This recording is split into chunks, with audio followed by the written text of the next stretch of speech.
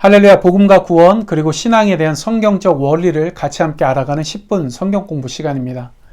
네, 오늘은요, 하나님께서 예수님을 통해서 하신 속죄함, 그러니까 죄 용서를 통해서 우리에게 보여주시고자 하신 것이 무엇인지 그것에 대해서 같이 함께 나누려고 합니다. 우선 이것에 대해서 나누기 전에요, 보통 우리는 예수님의 죽으심에 대해서 흔히 복음, 굿뉴스, 좋은 소식이라고 그렇게 말을 합니다.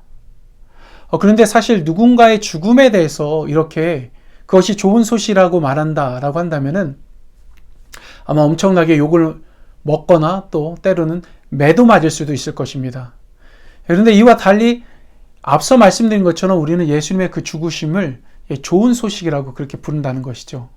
자, 그럼 왜 그럴까요? 정말 아무 죄가 없으신 그 예수님의 죽음 자체가 어떻게 우리에게 슬픈 소식이 아니라 좋은 소식일 수 있겠습니까? 우리가 가지고 있는 그 죽음에 대한 상식적인 생각, 그것을 통해서 예수님의 죽음에 대해서 생각하면은 그 모든 것이 잘 이해되지 않을 수 있습니다. 그렇지만 성경을 통해서 보면은요, 왜 예수님의 죽음이 우리에게 좋은 소식이고 또한 복된 소식인지 그것을 명확하게 또 알 수 있습니다. 그러니까 결국 하나님의 행하신 일과 그 뜻을 알려면은 하나님의 말씀인 성경을 봐야 하는 겁니다. 특히 예수님의 죽음이 우리에게 좋은 소식인 그 이유에 대한 것은요, 레위기 말씀에서 찾아볼 수 있습니다. 특히 레위기에 있는 여러 제사 중에서 속죄제라는 그것과 관련되어져 있죠. 그러니까 지난번에는요, 특히 화목 제사에 관한 것을 통해서 예수님께서 왜 희생 제물이 되셨는지, 그리고 그렇게 희생 제물이 되셔서 어떻게 하나님과 우리 사이에 깨어진 그 관계를 회복하고 또다시 화목하게 하셨는지 그것에 대해서 나눴습니다. 바로 이 화목 제사처럼요, 이스라엘이 하나님 앞에 드린 제사에는 속죄제라는 것이 있었습니다. 그럼 여러분들, 속죄제에서 속죄라는 의미가 무엇이죠? 아마 이 속죄라는 그 단어를 보고 쉽게 짐작하신 그런 분들이 분명히 있을 겁니다. 속죄라는 것은 흔히 지은 죄를 용서함 받는 것, 그것을 의미하는 것이죠. 그리고 성경에서는요, 이 속죄라는 개념 자체를 기본적으로 어떻게 표현하냐면 죄인인 인간과 하나님 사이를 갈라놓은 그 죄를 처리하고 하나님과 화해하는 것을 의미합니다. 근데 인간이 짓는 죄를 처리하는 그 제사는요, 이 속죄제만 있었던 것이 아닙니다. 그러니까 속건제라는 것도 있었죠. 우선 속죄제는요, 보통 고의적이지 않은 그런 상태에서 무지하게 지은 그 죄를 용서받기 위해서 드리는 제사였고요. 속건제는 흔히 율법을 제대로 지키지 않거나 다른 사람에게 피해를 입혔을 때 그 죄에 대해서 용서받기 위해서 드리는 제사였습니다. 이처럼요, 구약 제사에는 인간이 지은 죄를 하나님께 용서받기 위해서 드리는 이런 제사들이 있었던 것이죠. 바로 이 제사들마다 지난번에 나눴던 것처럼요, 양과 염소 혹은 황소를 희생해서 제물로 드리는 그런 의식을 치렀던 겁니다. 물론 가난한 사람들은 비둘기나 혹은 밀가루를 제물로 삼아서 이 속죄제에 참여를 했는데요, 바로 이 희생 제물들을 드린 그 속죄제의 효력 그 자체는요, 그동안 지었던 죄에 대한 죄사함 그 자체였던 것입니다. 그래서 이러한 속죄제의 효력에 대해서 레위기 4장 20절, 26절, 그리고 35절에 나와 있는데요, 그 중에 대표적으로 제가 35절 말씀을 읽어드리면 이렇습니다. 그 모든 기름을 화목제 어린 양의 기름을 떼낸 것 같이 떼내어 제단 위에 여호와의 화제물 위에서 불사를 지니 이같이 제사장이 그가 범한 죄에 대하여 그를 위하여 속죄한 즉 그가 사함을 받으리라. 이처럼 죄사함을 받는 것이 곧 속죄제의 효력인 것이죠. 하지만 이 속죄제에는요, 한 가지 문제점이 있습니다.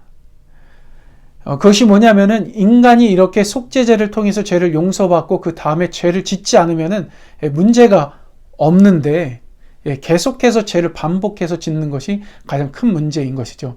엄밀히 따지면 속죄제에 문제가 있는 것이 아니라 인간에게 문제가 있는 것이죠.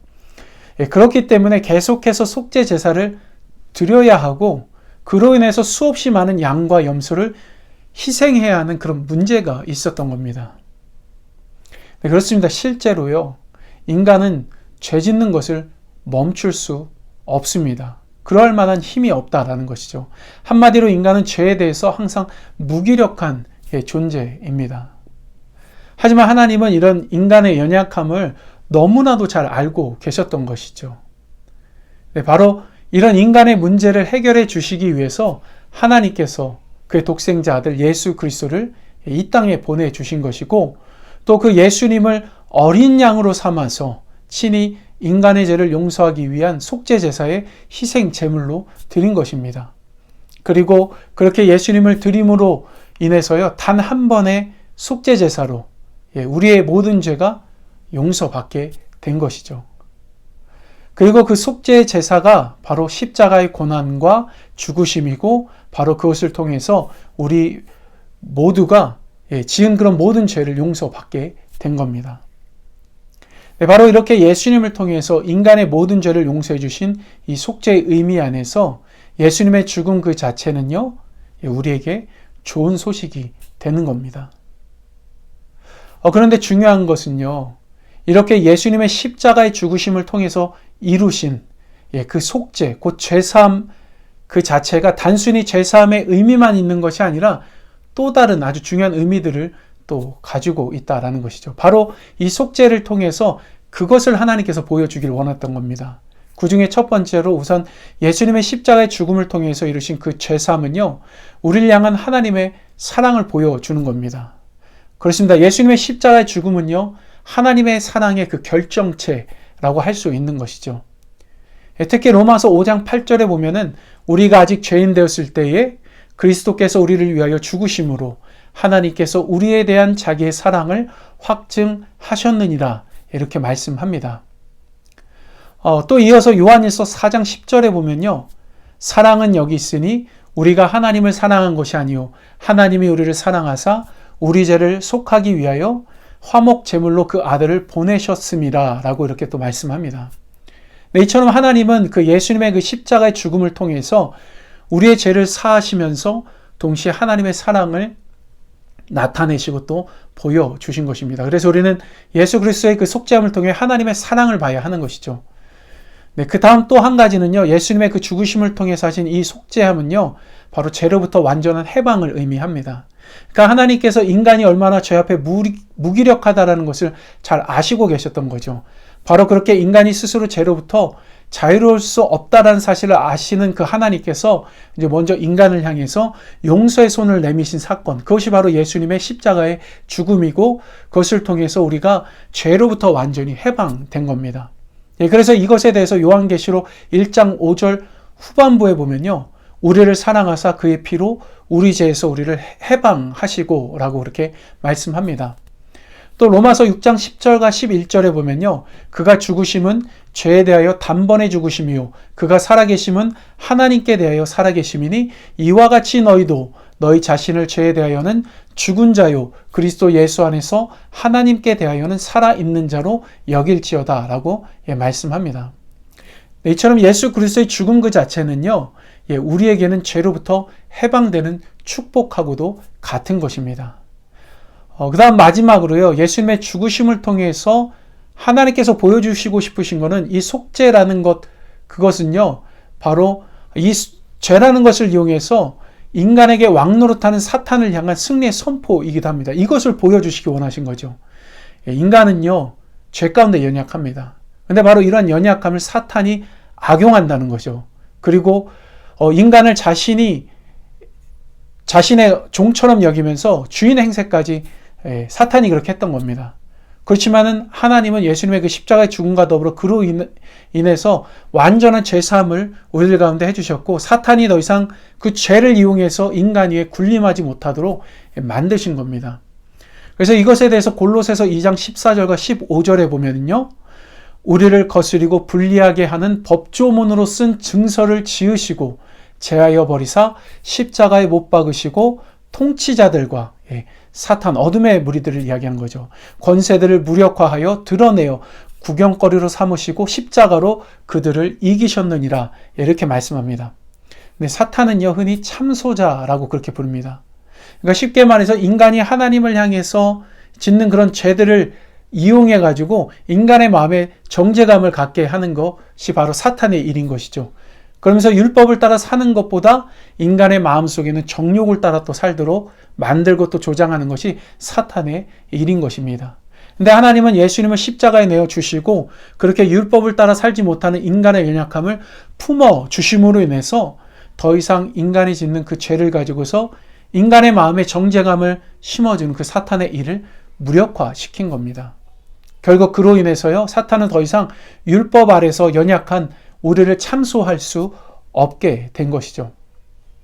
그렇지만 우리가 알아야 할 것은요, 하나님께서 율법을 제대로 지키지 못한 우리의 죄책감을 덜어주시기 위해서 예수님을 십자가에 내어주셔서 우리를 해방시켜 주셨지만은 그것이 사실 하나님의 말씀을 따라 살지 않아도 된다라는 그런 의미는 아닙니다. 오해하시지 말아야 합니다. 오히려요, 그 율법을 더욱더 제대로 지키며 살아갈 수 있도록 도우시기 위해서 성령 하나님을 우리에게 보내주셨습니다. 그러니까 다시 말씀드리면 우리의 힘으로 할 수 없는 것을 바로 하나님의 힘으로 할 수 있도록 이끌어 주시기 위해서 하나님께서 우리들 가운데 내주하시면서 함께 하시면서 그것을 돕고 계신 것이죠. 하나님의 말씀을 볼 때마다 그 말씀대로 살아갈 수 있는 지혜를 하나님께서 허락해 주시는 겁니다. 근데 바로 이런 의미에서 예수님의 속죄함 그 자체는요, 하나님과 함께 살아가는 삶의 시작이기도 한 것입니다. 그리고 그렇게 우리는 우리와 함께 하시는 성령 하나님과 지금 함께 살아가고 있습니다. 네, 이처럼요, 예수님의 죽음과 그로 인해서 우리 모두가 받게 된 이 속죄, 곧 죄사함은요, 단순히 죄를 용서받기 위한 것, 그것만을 의미하는 것은 아닙니다. 이 속죄라는 것을 통해서 하나님께서 보여주시고자 하시는 것은 하나님의 사랑과 우리의 연약함을 보듬어 주시는 그 하나님의 그 마음, 그리고 그뿐만 아니라 우리 삶에서 주인 노릇하던 그 사탄으로부터 해방시켜 주시고 보호하시는 그 하나님의 그 손길, 그것이 이 속죄라는 그 단어 안에, 예수 그리스도의 그 십자가의 그 은혜 안에 담겨져 있는 겁니다. 그렇습니다. 바로 이런 이유 때문에 예수님의 그 십자가의 죽음은요, 우리가 일반적으로 생각하는 그런 슬픔이 깃든 그런 죽음이 아닙니다. 우리에게는 복된 것이고 좋은 것입니다. 그리고 우리는 그 예수님의 죽으심으로 인해서 이렇게 하나님의 자녀로 살아가고 있는 것이죠. 그것을 한마디로 표현하면 은혜인 것이죠. 바로 이 예수님의 대속의 은혜를 우리가 한번 깊이 생각해 봤으면 좋겠습니다. 이 복된 예수님의 죽으심과 그로 인해서 속죄받은 그런 모든 것들을 우리가 항상 감사하면서 살아가면서 또한 하나님의 사랑과 우리를 향한 하나님의 마음, 그리고 또한 우리를 돌보시는 그 하나님의 그 손길을 항상 날마다 누리며 그렇게 살아갈 수 있는 저와 여러분들이 되었으면 합니다.